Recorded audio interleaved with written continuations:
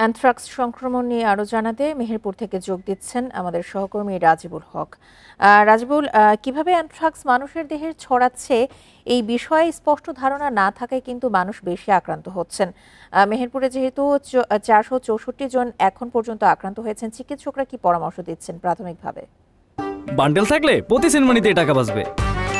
বিকাশ send money bundle কিনে জিতুন প্রতি লেনদেনে।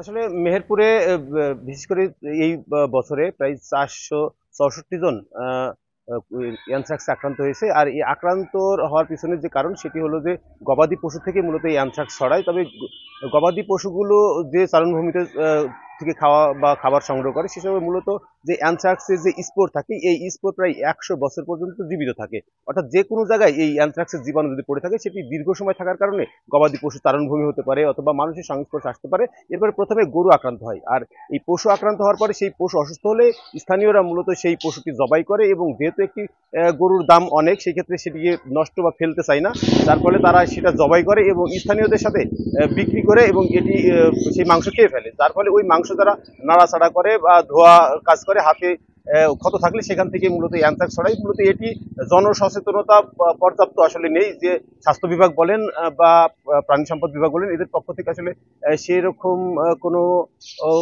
সচেতনতা সৃষ্টি না করার কারণে মূলত মানুষ যে অসুস্থ যে গরু ছাগলগুলো বা গবাদি পশুগুলো সেগুলো জবাই করে এবং খেয়ে ফেলে, যার ফলে যে মাংস নাড়াচাড়ার কারণে এই রোগে আক্রান্ত হয়। এবং এটি এতটাই অনেকটা বেশি, কারণ মেহেরপুরের সবথেকে বেশি আক্রান্ত গাংনী উপজেলা, কারণ এই উপজেলার প্রায় বিভিন্ন এলাকার গ্রামেই এই ক্ষত চিহ্ন নিয়ে মানুষ আছে। তবে চিকিৎসকদের দাবি, যদি কেউ অ্যানথ্রাক্সে আক্রান্ত হয়ে পড়ে তাহলে দ্রুত নিকটস্থ যে উপজেলা স্বাস্থ্য কমপ্লেক্স আছে সেখানে গিয়ে যদি চিকিৎসা নেয় তাহলে দ্রুত হয়তো এই যে অ্যানথ্রাক্সের যে রোগাক্রান্ত রোগ সেটি থেকে মুক্তি পাওয়া যাবে। এবং প্রাণী সম্পদ বিভাগ বলছে তাদের যে জনবল সংকট আছে এই জনবল সংকটের কারণে তারা মূলত গবাদি পশুর সময় মতো ভ্যাকসিনেশন যেটা বলা হয় বা টিকা সেটি দেওয়া সম্ভব হয় না, এবং এই যে প্রচারণা সেটিও কিছুটা ব্যাহত হয়। তবে জনবল যদি পর্যাপ্ত পাওয়া যায় তারপরে হয়তো মেহেরপুর জেলায় যে অ্যানথ্রাক্সের যে সংক্রমণ ছড়িয়ে পড়তে সেটি হয়তো প্রতিরোধ করা সম্ভব হবে।